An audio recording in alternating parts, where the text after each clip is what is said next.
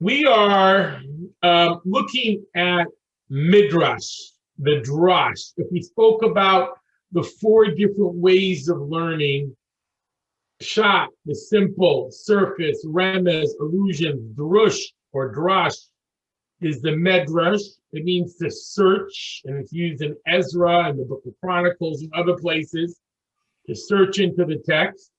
The next two levels are the mystical, and then we were going to do a fifth dimension, Hasidic thought. In Medrash, the challenge of Medrash that we're going to have, and feel free to interject, the challenge we're going to have with Medrash is that there are different types of Medrash all mixed together without a clear demarcation of what the Medrash is doing. What I mean to say is we're going to encounter Midrashim that take biblical verses and explain them by linking them to other biblical verses, for example. So in that sense, it is a commentary. And many of the early medieval commentators and later would take from the Midrash to be able to understand what the text is saying, because it links all the different, it views the Torah as one organic whole. And because of that, where in some places the verses are seen as poor, in other places they are seen as rich, or missing versus extra, so one can shed light from one part of the Torah on the other.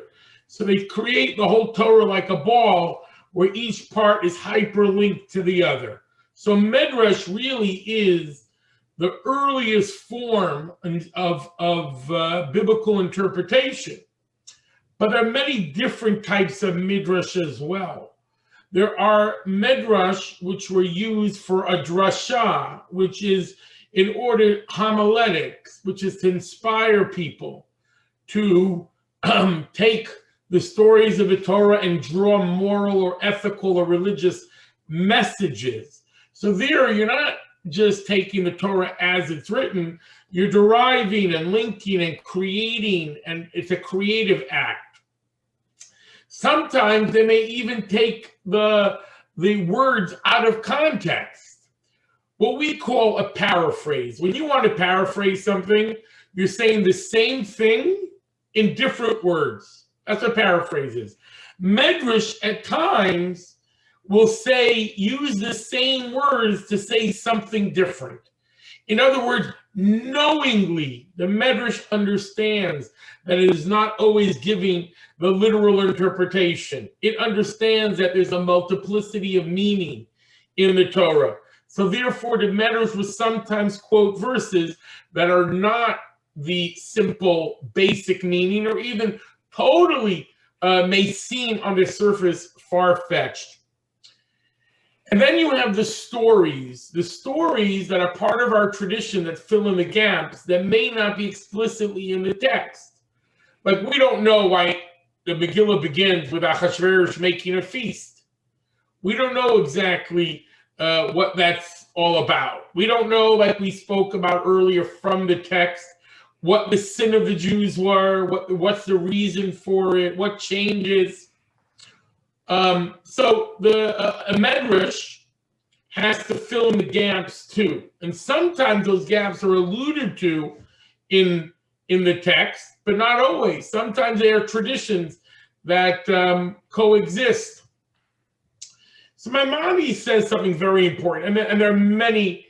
I have to say, Midrash is the primary form of analysis of the text that we have of the Torah, but it is such a broad term that it really doesn't allow us to speak of it in one general way. We have to look at each Midrash and tease it apart and say, is this literal?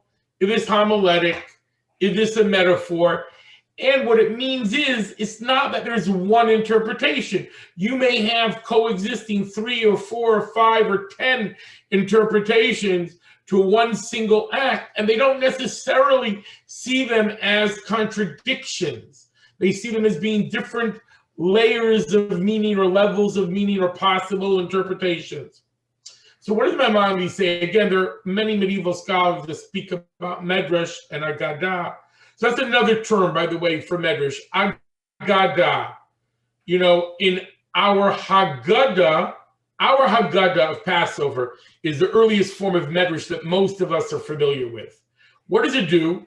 It takes biblical verses, 5 of them, from the section about the first fruit offerings in Deuteronomy, and expands each one by linking every word to another part of the Passover story. Like it says, and they tormented them. What does this mean? This means this. We're making linkages. So what we call the Haggadah is also called, the Medrash is also called Aggada at times. Aggada, which, you know, in Hebrew, they will translate it like as folklore, but Aggada comes from the word to draw the heart. Midrash comes from the word to seek, to analyze. Aggada means to draw the heart. So one could say there's two components when we speak of a Midrash. You know, is it analyzing the text, or is it drawing the heart, inspiring the person? So what does Maimonides say? I know it's a long intro, but this is something we should do, you know, a whole session on just on Midrash. But Maimonides says, look, you're going to read in Midrash certain things that shake you up, that make you think this is absurd, far out. And what he says is, look, the track record, these are very intelligent people. These are very learned people. They knew the Torah backwards and forwards. So when they say something that seems strange, just because you don't have the interpretation for it, just because it is a metaphor or a symbol or a message, view it as a riddle that has to be uncovered rather than something rejected out of hand. So we see the teachings of our sages throughout the generations, the period as being part of this oral Torah and this early form of analysis and elaboration. The period when the oral Torah gets written down for the first time, or at least becomes permissible to write down, is about the year 200. What's unique about the Jewish people, Josephus writes this in his Wars of the Jews, is the Jews don't have books upon books like other cultures. We have the 24 books of the Tanakh, and that's it. Everything else is oral tradition. Because in his time, the Mishnah is not yet being written down. The oral law is still oral. So together with the oral law, you have these oral interpretations and these oral elaborations. Everything was based on the biblical text. In other words, the anchor for all elaboration, maybe not of all the laws, but of Midrash and biblical interpretation, all these things were all anchored to a biblical text. From the year 200 and on, it became permissible to write down the oral tradition. The Mishnah is written or given permission from the year 200, Jerusalem Talmud 350, Babylonian Talmud about 500, and then it's edited a bit. And then you have Midrashim. Now the Midrashim exist all the way through, but they're not necessarily written down till later, because there was an oral tradition going on for hundreds of years, even after it was permitted to write down. One last idea. There are Targumen. These are early translations of the Bible. You have them in Aramaic, not just the Greek, the Septuagint. You have Aramaic. Another form is the Syriac, a form of Northern Aramaic, where up in the Syria region, which was used, that translated the Torah. So we have different translations. We have another Greek one possibly. So there are different translations, and some of them have elaborations. And the Medrash, there are many Midrashim on Esther. When I say Midrashim, there are many collections of Midrash on Esther, more than we have from any other. There are also fragments that we discovered in the Geniza. So an important thing to remember, Esther is the last in a way of the Tanakh. It depends exactly where you date her, but for sure towards the end of the Tanakh, one or two, as far as chronologically, she's already at the end of the beginning of the Second Temple period. And that's the end of the prophet, age of prophecy is right around then. And the sages, the rabbinic sages and their traditions are being compiled in the Second Temple period. So what you, and afterwards, of course, as well. But the point is, the Megillah itself is not that far from a Jewish chronology point of view, how big Judaism is. The rabbinic traditions are not that far from the Megillah itself. In other words, the time frame is not that off. It's of a similar time frame. So the point is, for Jews, there were two sacred scripture. One, the Torah and the Tanakh. I'm calling that one for a moment, even though it's also a threefold division: Torah, prophets, and writing. But there was another element of a holy writings or holy scripture, which was not written, an oral tradition. Now, some of that oral tradition we recognize is created and derived and expounded upon by these sages without a clear demarcation line. When it comes to Jewish law, there's a very clear demarcation line, whether something was told by Moshe at Sinai, something was derived by sages, something was created by sages using the tools of biblical extrapolation, the 13 principles. But with Midrash, again, it is not so clear always. But Maimonides' principle will be our guiding light, that even if something seems a bit strange, we have to ask ourselves, why are they understanding it this way, and what is their message? One unique element that does exist about the Midrash of Megillah, that in the Talmud, in the Babylonian Talmud, there is the only complete Midrash on basically all the verses of the Megillah. Throughout the Talmud, you have law and you have Aggada or Aggadata, the stories and the biblical interpretation and things of that nature. But nowhere do you find a whole tractate. So I'm using this selection from that Babylonian Talmud for our springboard for most of the Midrash that we're going to look at today. And what's useful about it, it's also the one with the greatest pedigree, because other Midrashim may have been in manuscript form for a while. You may have divergent manuscripts. The Talmud has been studied by all Jews for 2,000 years, 1,500 years. So it has been something that's been poured over, and the text has been corrected and analyzed from every direction. So it has a little more binding nature than other Midrashim. Just to go a little tangent as well, Nachmanides, who's not Maimonides, Nachmanides is the Ramban. So in a famous debate with with the Dominican friars in front of King James of Aragon, he says that Midrash, I don't have to accept everything as binding. He says, I don't have to accept it as binding. These are opinions of the sages. Not each one was transmitted, so to speak, from Moshe at Sinai. But he says, I can give an interpretation to it. There's no question. I don't believe it's nonsense, but not necessarily is every one of these binding. Each one has meaning and depth of meaning.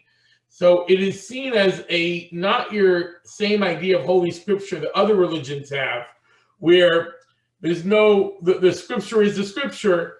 And here you have this composite and this repository of many different ideas. All right, let's jump in. Rabbi, one quick question. Yes, please. You started to say something that Maimonides said, but I don't think you actually said it. So what I said Maimonides says is that when one of the sages tells us a midrash or an Aggada that seems strange, we shouldn't be so quick to dismiss it. We should recognize they have like a track record of saying brilliant things, and they know the Torah. So we have to understand sometimes Maimonides says sometimes these are veiled messages. In other words, other sages, I'll take it a little bit further. Maimonides was a big believer in the idea that sometimes not all truths were taught to everybody, that sometimes things were written in a veiled manner that could be understood by the general masses in one way, but alluded to deeper secrets for others. This is the idea of a secondary or other levels of reading of a text. So even these stories that may sometimes be put out as simple parables, he saw them as having deeper meaning that not everyone saw right away. So his advice was, don't be so quick to reject, even if it seems far out, fairy tale, strange, contradictory. Reserve judgment. You can come back to it, so to speak. All right, but much of the interpretations are based on biblical verses and extrapolation. For about 2,000 years, these images were buried under the sand. In the 1930s, a Yale professor was part of a group of people that excavated this, 1920s, I believe, in Dura Europa, which is an area of Syria today. Sometimes it was under Persian rule, sometimes under the Syrian rule. But ISIS recently destroyed these all, 50, 60 full color painted imagery of biblical scenes from the 2nd and 3rd century of the Common Era. And the oldest church is like 2 houses down. This is the oldest synagogue, one of the oldest synagogues, not the oldest church, not the oldest synagogue. It's one of the older synagogues that they found extant outside of Israel. But you have different pictures, images of this biblical stories. And what's fascinating, now the Midrashim are not yet written. This is 3rd century. The Midrashim are all oral tradition. And by the way, this also switched around people's understanding of the Jewish approach to art and imagery and things like that. But these are biblical stories in painting, but they're Midrashim in painting. What do I mean? They are reflecting the biblical understanding of the Jews of that time. And there are elements here which are clearly not from the biblical text. In other words, these teachings, even though they may not have been written down to the year 500, 600, 700, 800, but in the year 200, it was a common motif that the people knew. So if you look at this, this is an image. You have 2 separate parts of the story of Mordechai and Haman. Mordechai, Haman, and on the right you have Esther and the king Achashverosh. And in general, when it comes to Persian art, and this is with ancient art in general, the size of the people, it tells you a message about their prominence. And here in this story, at least in the artist's depiction, the ones on the left are larger than the ones on the right, or slightly smaller of the images. It's 2 parts of the same story, 2 different stories of Esther. On the left, you have Haman leading Mordechai, and he's in the garb of not royalty Haman, but like this is the garb of a stable boy of that period, and he's leading Mordechai, who's on the horse. And in the right, you have the king and the queen in the back sitting on some sort of throne, and a servant is handing a letter to the king. What this letter is, and where is that in the biblical text of the letter to the king? One quick little note, which is a little bit less, the imagery of the stable boy. The stable boy is used in the Midrashim when Achashverosh is trying to call Vashti to come to him and appear in her beauty. The Midrash fills in certain parts of the conversation about how Vashti viewed, she came from the royalty of Nebuchadnezzar and Belshazzar, and Achashverosh, according to many interpretations, had a more lowly beginning. He was a stable boy. It was seen as an insult when she says to him, "What are you to tell the queen what to do? I'm a queen by birth." So, but this idea of a stable boy, you were just a stable boy in my father's stables. So there's an element there where in the Midrash, the stable boy is seen as an insult. But I don't want to focus on that as much as the fascinating throne.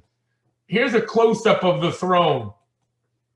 You see eagles, lions, oxen, all sorts of things here. Now, this is part of a famous Midrash in the Targum Sheni. The Targum Sheni is an Aramaic translation of the story of Esther with a tremendous amount of Midrashic material. It may be very old. We're not sure the exact dating of it. But the story is, it says in the Megillah, and the king was sitting on his throne. What's that language? And the king was sitting on his throne? I mean, what did you just say? The king was a ruler. You said that already. He ruled. And the king is sitting on his throne. What's that about? So the Midrash has a long exegesis based on what it says about King Solomon, that Solomon sat on his throne. And the Midrash says that Solomon's throne was a special throne with a mechanism within it, that as the king stepped on the first level, the animals on it in gold lifted him up to the next level, and they would make noises and sounds. And then he would sit on it, and a dove would come, an eagle, I think it was an eagle and a dove, and put the crown on his head. And then he would put, another bird would come, all mechanical, not a miracle. Solomon, the wisest of all men, is described as creating this mechanical throne, bring him the scroll of the Torah that Deuteronomy says you're supposed to have. Now, this tradition was that Paro the Lame, had conquered, when he had conquered parts of Israel, he had taken with him this throne. And he's called Paro the Lame because if he tried to ascend, he didn't know the exact way of using it, or it was weight-based. Who knows exactly why, but the lion, when he goes up the steps, smites his leg and he becomes lame. When we know that the Persians had conquered and taken all the wealth of Egypt, so they got this throne as well, but he was afraid to sit on it because he was afraid what might happen to him. So he made a copy of this throne. That's the Midrash. It's all about Solomon's throne, the glory of Solomon, and how the other kings are trying to emulate him and trying to copy this. And this idea, in other words, I would say a message that I would take from it is this whole idea that we're going to see later on, that the glory of these kings are a poor fake and charade and copy of the glory of God's kings. And then don't be so excited about their airstods, their fake, their copying. It's a fake of the real divine kings of the ones that God had chosen and anointed. But if you look, you see here close up this imagery. So before the Midrash is written, a strange Midrash, far out. You see already, though, that in other words, it's not connected to the text. It's totally a tradition about Solomon's throne and about Ahasuerus trying to copy it. But you see already in this earliest images of depiction, earliest we have of biblical stories depicted, this throne is in there. It shows you, I'm just bringing this to show you how central these stories and midrashim were, even ones that may seem to us to not be so much text-based, but there is this rich oral tradition. Okay, so now we're going to look at some biblical verses. The idea that the Torah is one ball, one interrelated, interlinked, interlaced text is something that's fundamental to understanding Midrash and how it works. So first we have a verse from Isaiah. V'kamti alehem, I will rise up against them, says the Lord of hosts. This is talking about Babylon. V'hichrati, the word Hashem Tzavakos, Lord of hosts. Whenever it says the word host in the prophets, it means God who is waging war. Because literally it means armies. So God of war, God of armies, God of hosts. Host is an ancient English word for armies. So it's a little bit confusing when people think it means angels. We do speak of the angels of heaven with the word host, but the origin of the word is host means armies. Tzavakos means armies. And God is going to fight, he says. V'ichrati, and I will wipe out Lavavel, from Bavel, shame, a name. Shar, and a remnant. Vinin, kith, relative. V'nechet, and grandchild. Kith and kin is how they translate here. Ne'um Hashem, declares the Lord. So we have here four different things here. Shame, shar, nin, v'nechet. Name and remnant, kith and kin. So we struggle, where do we place the Purim story exactly? So one of the famous types of Midrash are something called pesichtas or proms. They are a prelude using biblical verses to lay the groundwork for a story. Some of them can be quite extensive. So in the Babylonian Talmud that we're analyzing, there's a whole series of them that act as an intro to the book of Esther, to set it into context. So these two biblical verses are used by two of the sages. I only selected some. There's a lot more there, of course. Isaiah, Tachas Natsus, instead of the briar, Yalev Varosh, a cypress shall rise. Tachas Asir Pad Yala Hadas, instead of the thorn, the nettle will come up a myrtle. V'hayala Hashem will be to God, l'shem as a name, la'os as a sign, olam lo yikares, an everlasting sign that shall not perish. L'shem la'os olam lo yikares. I read it wrong. L'shem la'os olam lo yikares, an eternal sign that will not perish. All right, so here's the Babylonian Talmud, an elaboration of the first one. The Gemara recites prologues. These are or called proems, P-R-O-E-M-S, utilized at various stages to introduce study of the Megillah. These were like an intros that people would give, like we have in our Aggada, Baruch HaMakom, Baruch Hu, things like that. Blessed be the omnipresent, blessed be he. It's almost like an intro. So it says this verse, for I will rise up against them and cut off from Babylonia name and remnant and offspring, nin, and posterity, says the Lord, nechet. This verse may be interpreted homiletically. In other words, what does God mean by all four things? We believe in the omni-significance of biblical text. Every word has to mean something. So name, that is the writing of ancient Babylonia that will disappear from the world. Remnant is the language of ancient Babylonia. Offspring is their kingdom. And posterity, that is Vashti. Now Sem, which is Nebuchadnezzar's granddaughter. So all of a sudden, Vashti in the Purim story, we don't see in the Megillah why Vashti is that bad. If anything, she stands up for women's rights. What's so bad about Vashti? But the Midrash fills in, based on biblical verses and on tradition, why Vashti was seen as wicked. But one of the elements is that it's seen as a prophecy. Some see her, depending on how you count the generations, as 4 generations, and this is an allusion. This is the Talmud, but in the Medrash, they say these 4 terms, name, remnant, offspring, and nechet, refer to these 4 generations, Nebuchadnezzar, evil Mordecai, Belshazzar, and Vashti. So that she's the 4th generation, and that's the 4th word. The reason why I'm bringing this, I picked this one, because each one I want to touch on has important themes. And the theme is that Vashti and Achashverosh don't happen in a vacuum. And the reason why our sages saw Vashti as being wicked was there wasn't like a need for it in the text. It could have just been a bad deed by Achashverosh. He was drunk at a party.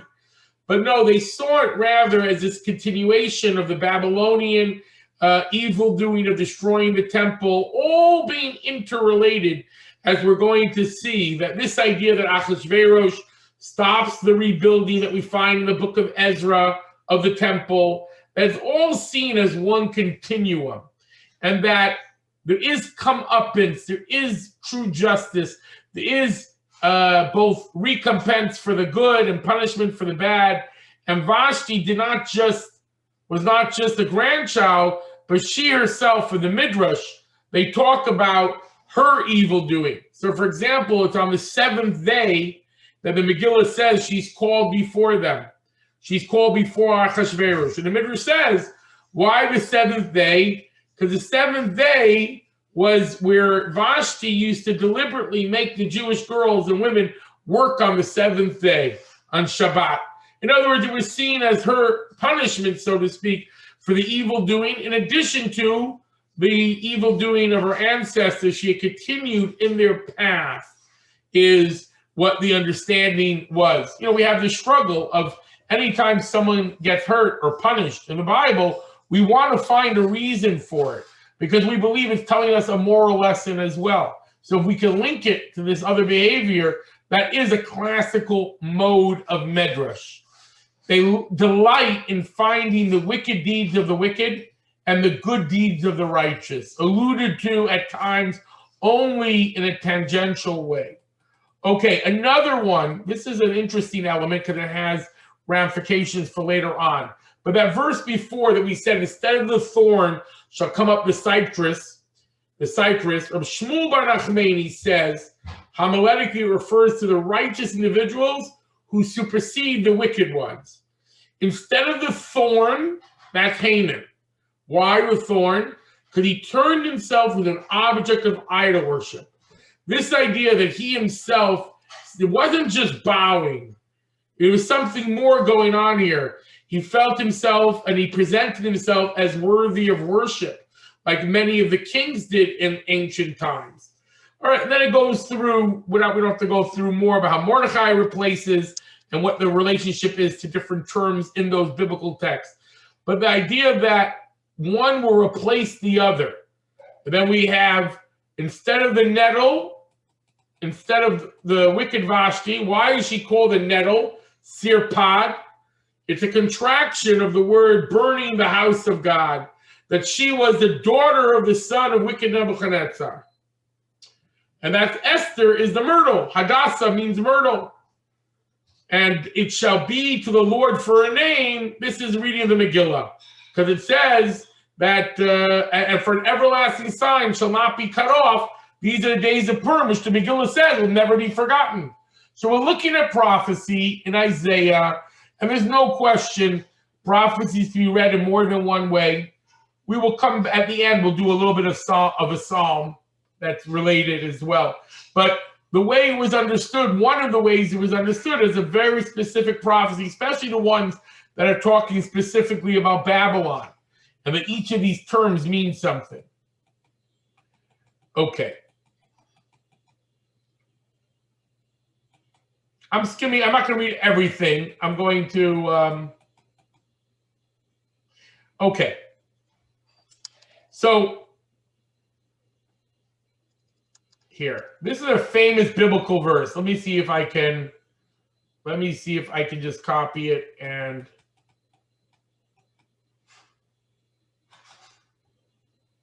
All right, in Leviticus, it says like this. I'm just going to read the text from in here. This is in the curses that will happen to the Jewish people when they misbehave and they're exiled. And God says, and yet after all that, when in their land of their enemies, I will not reject them, nor will I abhor them to destroy them utterly and to break my covenant with them, for I am the Lord their God. So Shmuel says, again, there's different languages here. I will not reject them, nor will I abhor them, to destroy them utterly, to break my covenant with them. I am the Lord their God. So it is seen as, being related, each one of these. So Karen asked a question about thorns being related to idol worship. There are other biblical verses that speak of idol worship using that same type of terminology as well. And we had one quote before, but there are a few quotes. bramble and things like that. The thorn bush. So in Genesis too? No, not necessarily Genesis, but in other places in the prophets. Like a bramble catches a person. Because my question, because if you read the whole thing, that I get it. I'm in the middle of this. I'm not able to read the chat. Right. So I just saw you ask. I'll look at it afterwards. We'll come back. Yep. But here we have these 5 terms. So Samuel says, I will not, one of the Talmudic sages, I will not, Babylonian, I will not reject them as in the days of the Greeks, nor will I abhor them in the days of Vespasian, which is the Roman. To destroy them utterly, this is the days of Haman. To break my covenant with them in the days of the Persians.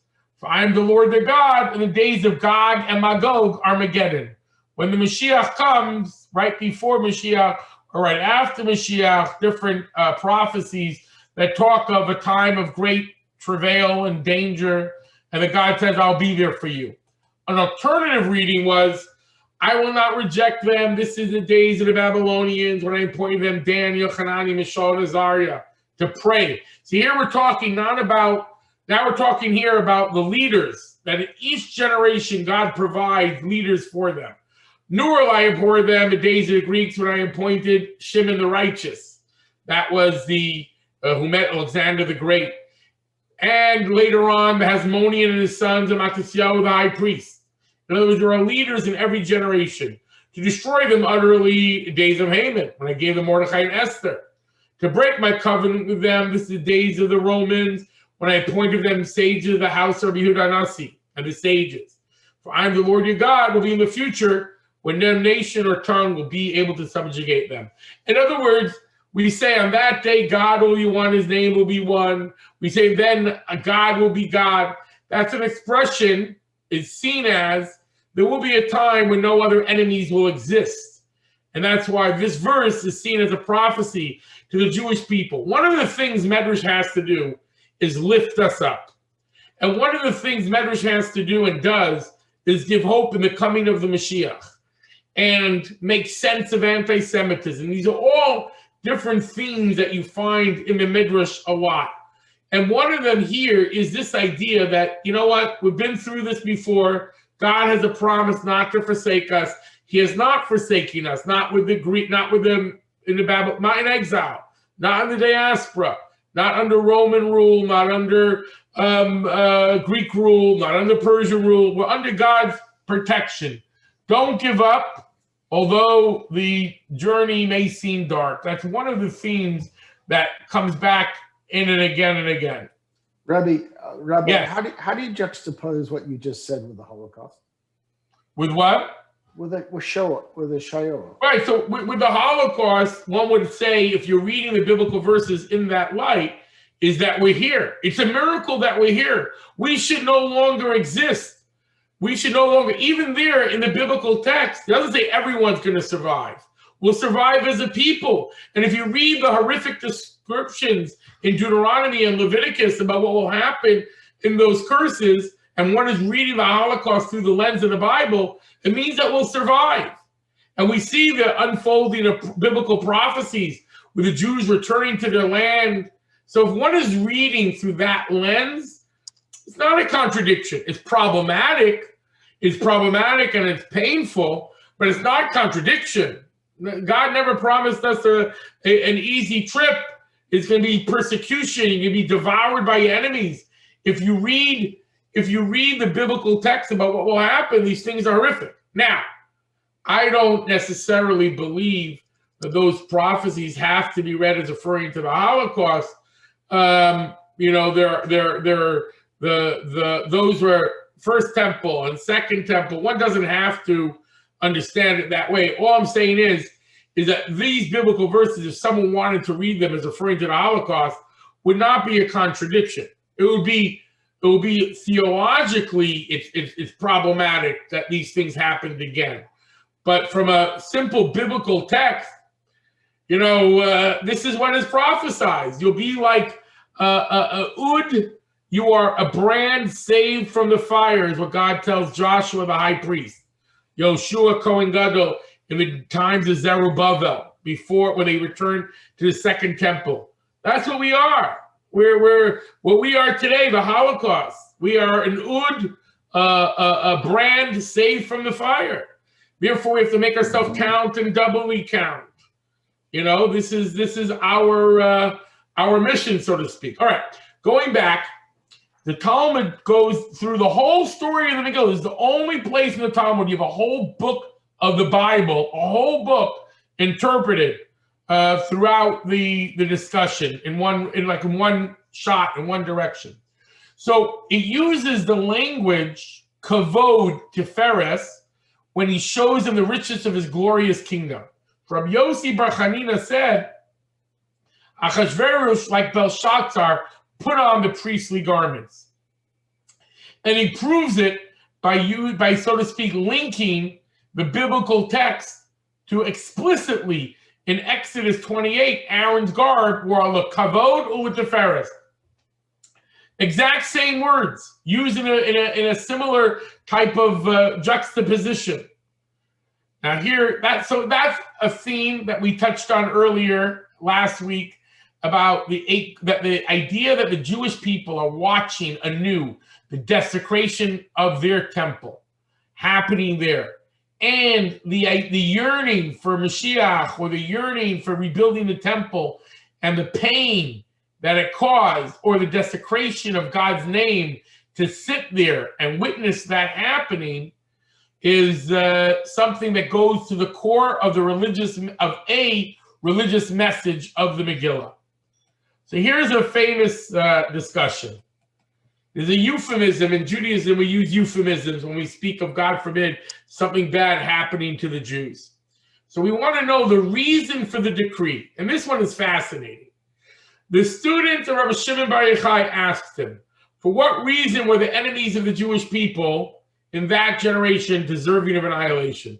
He means the Jews. They meant the Jews. What did they do wrong? There's no sin mentioned in the Megillah. Every book of prophecy, will tell you what the sin is. What was their sin? So Rabbi Shimon said to them, say the answer yourself.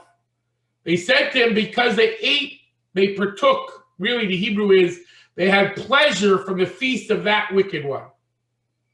Some say they didn't eat non-kosher because explicitly in the text it says that the food was made kiritzon, like the will of Ish and Ish. There's a fascinating medrash also brought down in the Talmud. Ish and Ish, two people are called Ish in the Megillah.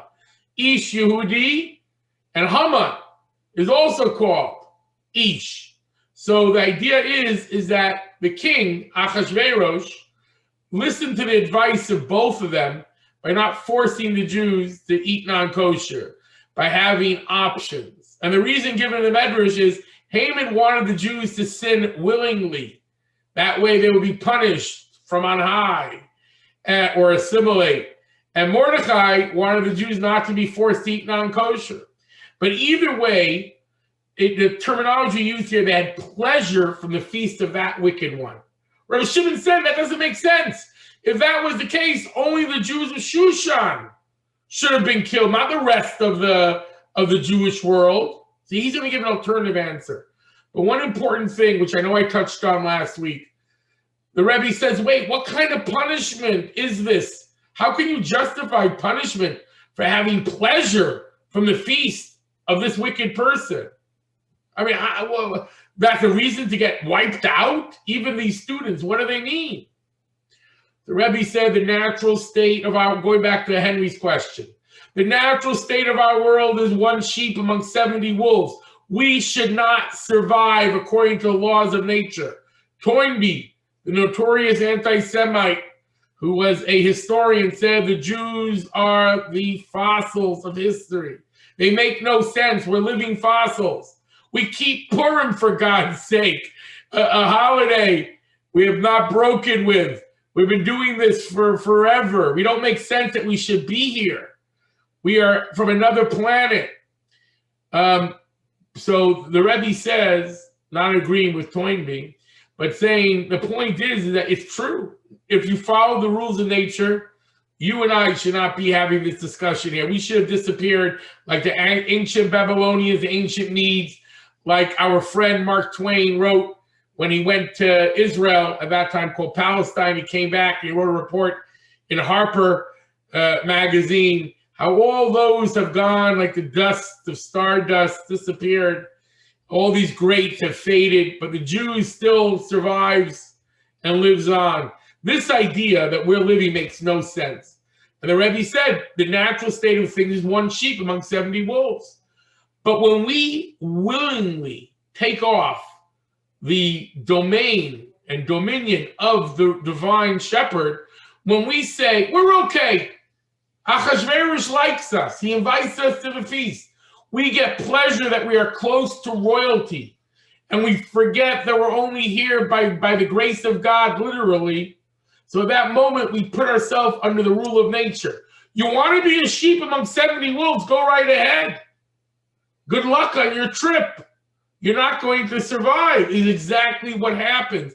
In other words, it's not seen as punishment.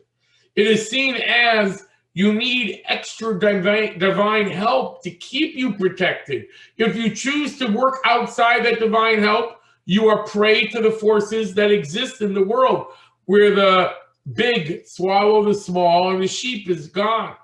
But he disagrees with his students, and he says, that doesn't make sense, because then all the other Jews were not at the party. The only people that came to the party, the first 180 days, are royalty and leaders and princes and governors. The last 7 days are everyone from Shushan, which included the Jews. So he says no. He says because they bowed down to the idol that Nebuchadnezzar had made. Like the whole world bowed down to, except for Hananiah, Mishael, and Azariah. So he said, if that's true, so then why was there a miracle performed for them? Is there favoritism? If you worship the idols, why are they getting away with it? So he says here, the truth is, even when the Jews worship the idol, they were not worshiping the idol in their hearts. They were coerced, even though according to Jewish law, when it comes to idol worship, one should rather give up their life than worship false idols. Nevertheless, you're coerced. God is judging you a little more favorably, even though they should have given up their life, like Hananiah, Mishael, and Azariah were thrown into the fiery furnace. So he says here, they pretended to worship, but in their heart, they were still one with God. So too, the decree against the Jewish people at the time of Haman was also only for appearance's sake. They thought that God was going to destroy them, just as the Jews worshiped the idol in such a way that it looked like they were worshiping, but in their heart they were still faithful to their religion of their ancestors. So, and this is what is written, for he does not afflict from his heart willingly in Lamentations, which we're reading, but it's for appearance's sake. Okay. Here we have a little bit of, oh my, it's getting late. It's getting late. So I want to go further. I want to go down. I want to talk about anti-Semitism for a minute. There's a great midrash here. I'm sorry that I have to scroll down.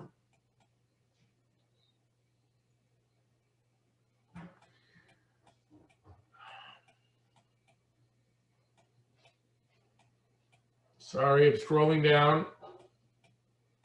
Okay, two things here. So, you know, one of the fascinating things about Midrashim, about Purim, is they have these long accounts, Haman's letter and other such works that describe all the complaints of Haman against the Jews, and they put into their mouth all the critiques, they put into Haman's mouth all the critiques that the Jew haters throughout history have given to the Jews. What I mean to say is, in these type of cases, these Midrashim are seen as making the story relevant to show what is it in our time that the Hamans of the world accuse us of. And they took these words of complaint and found them alluded to in Haman's words. They went through, in some letters, they go through every holiday, criticizing how the Jews keep the holiday, criticizing and trying to show how the Jews hate the Gentile.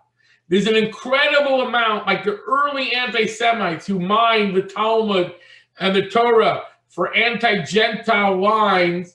You find the Jews doing that, putting words in Haman's mouth about what the accusations were against the Jewish people. Here we have a little bit in the Talmud. Rava said, there was none who knew how to slander like Haman. So what we're going to do is we're going to parse the words of Haman and fill them in with what he is alluding to with each element.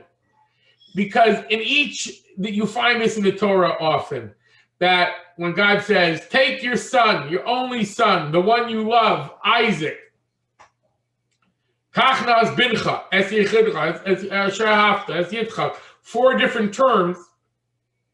So our sages say that Abraham was having like questions, whether he enunciated the questions or they were in his heart. God is responding to them as he's thinking them through or speaking them out.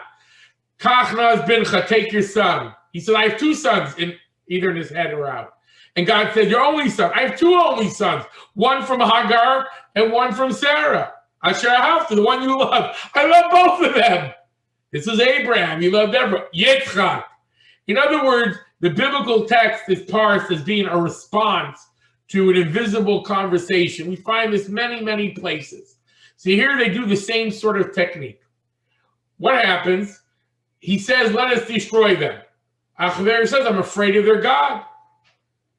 He says, they have been, who anyone in the past that tried to destroy the Jews got into trouble.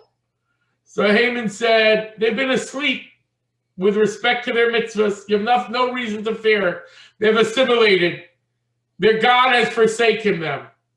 Achashverosh said, there still are sages. So he says, there's one people. These are all verses from the Megillah. Yeshno am echad. There's still one people. In other words, the biblical verse is saying, you're trying to say that, oh, maybe there are sages I have to worry about. Haman says, don't worry about it. They're one people. 90% are not being religious. He says, maybe you're going to say that I'm going to harm your kingdom with this. I'm making a bald spot is the expression. He says, no need to worry. There's not going to be any empty, desolate area. They're all spread out. But maybe you say there's going to be benefit. Mufura, he says here, there's no benefit. They're like a mule that cannot have children. But maybe there's one province, and they're going through all the words. And the laws are diverse. So here's the line, one example. Again, the Midrashim have much more. He says here, the laws are different. They don't eat our food. They don't marry our women. They don't marry the women to us. And they don't keep the king's laws. What's that point of the king's laws? He says here, they spend the entire year in idleness. They're always saying, it's Shabbat today. It's Passover today. Every day is another holiday. What, like the comedian said, what is this holiday, Shmini Atzeres? Another excuse for the Jews to take off for a holiday. What Shavuos? Another holiday. You guys are making these up. I don't believe you. Right? What's going on here? The Jews have their holiday. They don't want to work. He says it doesn't profit the king to keep them. Why? This is a line of anti-Semites from the earliest time. He says they eat and drink and scorn the throne. What's the proof? If a fly falls into the cup of one of them, he will throw out the fly and drink the wine. But if a king touches a glass of wine that's not mavushal, that hasn't been cooked, raw wine, they'll spill it out. They won't touch it. So he says, let me give you 10,000 talents of silver. And then the Medrash goes on to say these 10,000 talents, if you do the math, is the same as the half shekel that 600,000 brought. And the math was done. Here it doesn't say the math exactly, but God says, the Jews preempted you. They paid me already. So this idea, the half shekel, is, so to speak, a exchange of the life for the Jew that already they were, by God, they gave the half shekel. It is seen, so to speak, as preempting the Haman purchase of the Jews. This idea that we're one people is through time as well. We find that the merits of our forefathers protect us, the good deeds. All right, here's another anti-Semitism. Here's a great parable. The action of Achashverosh and Haman can be understood with a parable. To what may they be compared? To two individuals. One had a mound in the middle of his field, and the other had a ditch in the middle of the field. Each one suffering from his own predicament. The owner of the ditch sees the mound of dirt. He says, you know what? Let me go pay for this mound. It'll fill in my hole. So he goes to the owner of the mound to sell me your mound. The guy says, take it for free. I don't want the mound. You're doing me a favor. And they say the same thing with Haman. Haman comes with a ditch, and Achashverosh has a mound, power over the Jews. And Haman hates the Jews. And he says to the king, sell me your mound. Give me permission to take it for free. You don't have to sell it. The Rebbe says these two metaphors of a mound and a ditch are the two types of anti-Semites throughout history. Some anti-Semites say they're parasites. They give nothing. They are a hole. They are a lack.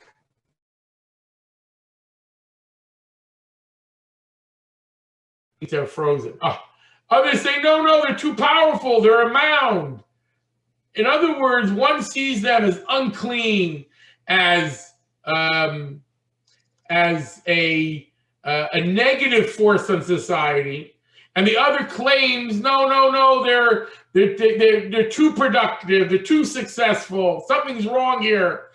In other words, both of these anti-Semites, the communists and the fascists, the Nazi and the communist, the Russian and the German, they meet together, so to speak, but each one is saying they have a different reason to hate the Jew. Ultimately, though, it's the hatred doesn't need an explanation. The explanation is used for how they view the Jew. All right, I know that one closing point is 802. One closing point is that the Midrash, with its extensive stories and parables and metaphors, becomes the building block for anyone that wants to find and interpret even the simple meaning of biblical verses. All translations, all commentaries that come later will use some elements of Midrash if they feel it fits in with the simple meaning of the text, if that's what they're trying to do, or if they're giving speeches or philosophy, they will use these different ideas. So again, there's tremendous richness in Midrash and in the Talmudic Aggada that really gives an understanding of the deeper dimensions behind the scenes and the religious reasons and the, of course, the faith of the sages as well. All right, let me open up to the windows to the question. I'm stopping to share. And we had some chat questions from Karen. Karen, over there. No, because we don't say that God decrees idol worship on us. The idea there is that, when you'll plow the land and thorns will come up, it'll be difficult. I'm not saying that can't be a metaphor that someone could take homiletically, but it's not directly related to this story. All right, so the element is we take a look at the end of Kings. Karen says there is a biblical quote that says that God will reject even the remnant. What's clear in the 5 books of Moses and throughout the prophets that the understanding overwhelmingly is that God will bring the Jews back and rebuild and they'll never leave, resurrection of the dead, So I'll look at which verse you're referring to. You can send this to me. I'll look it up. I know. It's like an ebb, and then the Jews ask for forgiveness. You know what I mean? Right. Like it's like right.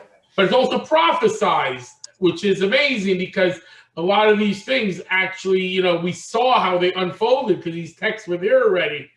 And we see that. So this becomes an element, very core element of the belief of retribution against the wicked. The values of the sages, they very much use the Midrash to expound upon and to develop. So the idol worship, like Haman either hung an idol over his chest or he made himself into object worship. We have a problem, by the way, and the Talmud mentions this. Two opinions. Mordechai seemed to have made a lot of trouble for himself. You seem to be stirring up the Gentile. Bow down, for God's sake. If he's not an idol, so why are you being stubborn?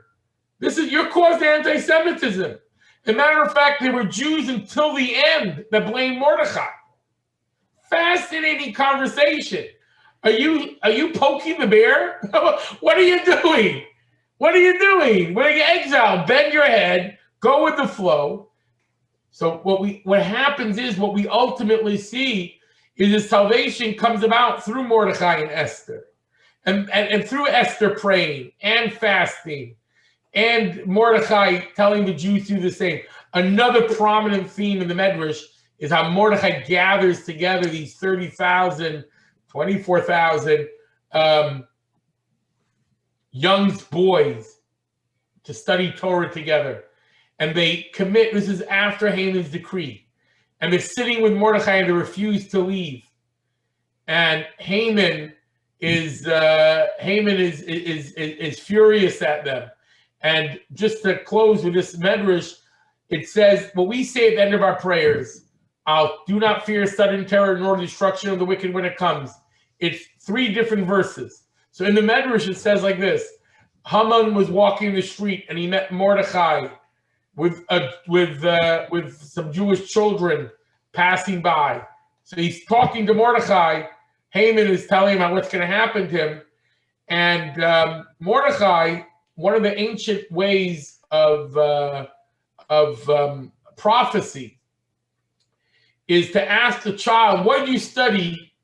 What did you study in school today? A little child, a 5, 6, 7-year-old. So one of them quotes from the Chumash, one from the Navi, one from the writings. In other words, each age was studying a little bit further in their study of Tanakh. And each one of these verses that they say, do not fear sudden terror, the destruction of the wicked when it comes, contrive a scheme, but it'll be foiled. Each one of them was seen as a rebuke against Haman. And Haman says, I'm going to kill the Jewish children first. I'm going to get the kids. This is all in the Midrash, of course. But the idea, though, that we still to this day, we remember how God's protection through the mouths of babes and sucklings, like it says, King David says, I establish strength. We quote this, many of us read this at the end of our prayers. This idea of God's promise of protection no matter what. And we work with that assumption, Henry, despite the fact that history hasn't always turned out that way. We work, just like in life, we work with the assumption of faith and confidence and love coming from on high, not the opposite, God forbid. Even though our own experiences sometimes may not reflect that faith. We may think, wait, maybe something bad will happen. But nevertheless, we are taught to focus and that our faith makes that difference. And we find that allusions in the book of Esther as well. That idea that our faith creates a reality, how we look at it. And going back to the horrific things you mentioned, like the Holocaust, we would say based on other verses that, horrific things should never happen again, can never happen. We work with that assumption. It doesn't mean we don't take precautions. We live with confidence, but we know God wants us to fight anti-Semitism, to strengthen our identity as Jews. All those things are necessary. But we work with the assumption that only goodness and kindness is coming from him. And this is how we have to do in our own life too. We can't sit and worry about, the darkness that lurks outside waiting to pounce. We can take precautions, but we can't worry. The worry part, the anxiety part is not beneficial. Faith and trust in God is the call of the hour, so to speak. All right, next week we'll do the mystical. We could have spent Rabbi, thank you very much. You're very welcome. Take care, everyone. Thank you, Rabbi. Take care, Karen. Take care, Eric. Take care, Wayne and Melanie.